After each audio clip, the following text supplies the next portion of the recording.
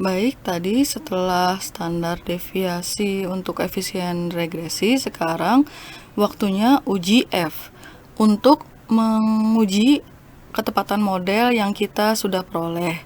Apakah nilai prediksi mampu menggambarkan atau memprediksi dari kondisi yang sesungguhnya, ya. Untuk H0-nya, variabel tadi yang jadi variabel bebas adalah biaya promosi, tidak cocok untuk memprediksi variabel penjualan. Nah, ini nggak pengen kita terima kan ya, pengennya cocok, yaitu H1.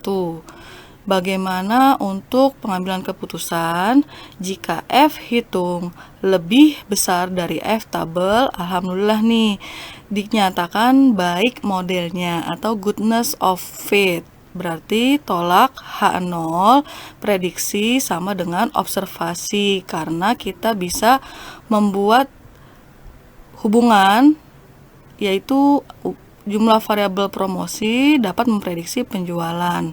Nah, terus kebalikannya, jika F hitung kurang dari atau sama dengan F tabel, maka terima H0 nih.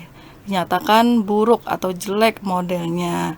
Berarti agak berbeda antara prediksi dengan observasi. Untuk F tabelnya kita bisa lihat di sini DF1 adalah K-1. K adalah jumlah variabel bebas dan terikat. Jadi 2 dikurang 1 yaitu 1. Sedangkan DF2 N tadi 8 ya, dikurang 2 berarti 6. Nah, di sini tabel dari F bisa juga pakai Excel seperti yang sudah pernah kita bahas. Untuk V1 atau derajat bebas 1, nah kita lihat kolom 1, dan untuk DF2 kita lihat baris ke-6, dapatnya 5,99. Jangan lupa ada 2 baris nih, yang atas untuk alfa 0,05, yang bawah untuk alfa 0,01. Nah, bagaimana rumusnya? Seperti ini rumus dari F. Ternyata pakai R kuadrat juga ya, agak beda dari ANOVA dan juga waktu itu kita ketemu di uji T.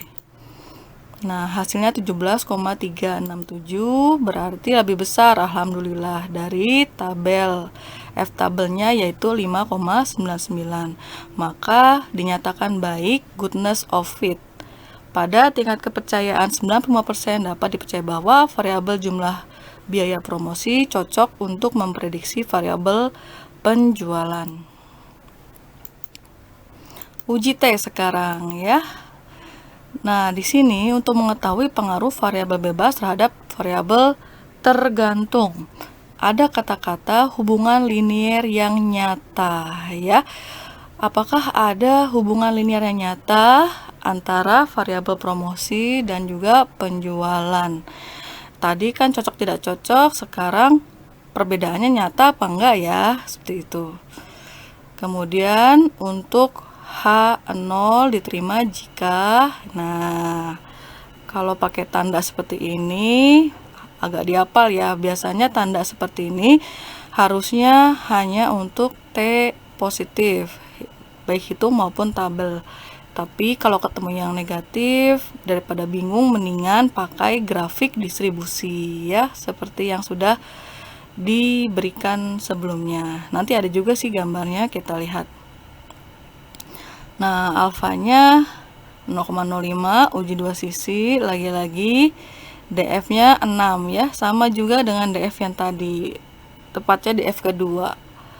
8 dikurang 2 yaitu 6. Nah, Kak, jangan lupa ya, di sini ada lagi keterangannya.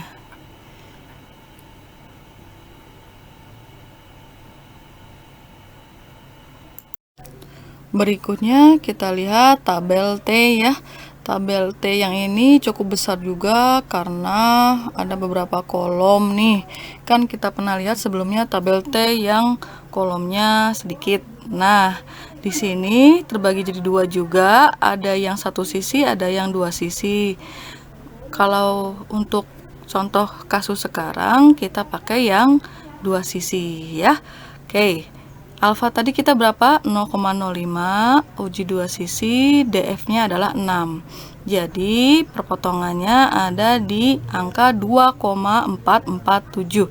Berarti itu adalah T tabel kita ya. Kemudian kita hitung nilai T-nya nih.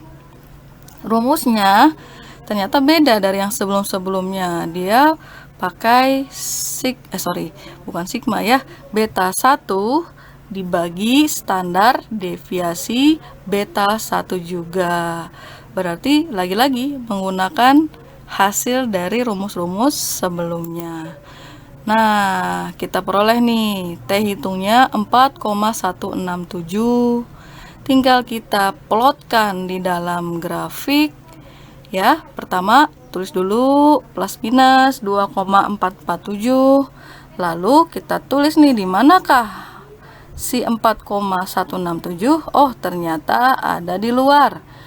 Ya, berarti jatuh ke daerah penolakan H0. Berarti H0 kita tolak, yang kita terima adalah H1. Nah, untuk p-value ini nih, kurung siku artinya adalah interval tertutup ya. Ingat lagi matematika dasar satunya.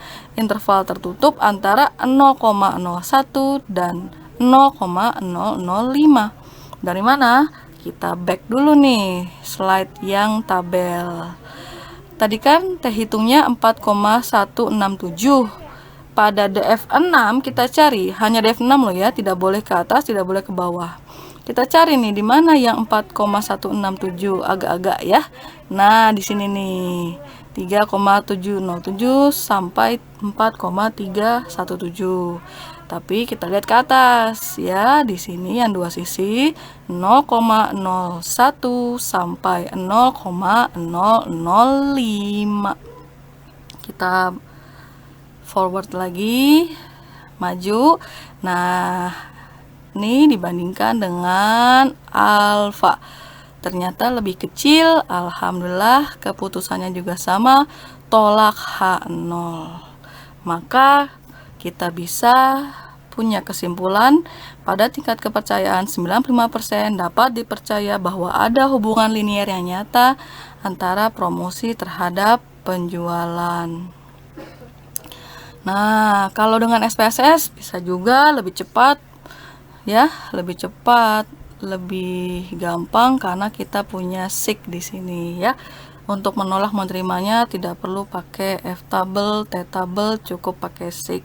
Tapi ini untuk perbandingan saja, baik yang manual sama yang SPSS. Nah, hasilnya insya Allah sama ya, seperti itu. Nah, bagaimana nih?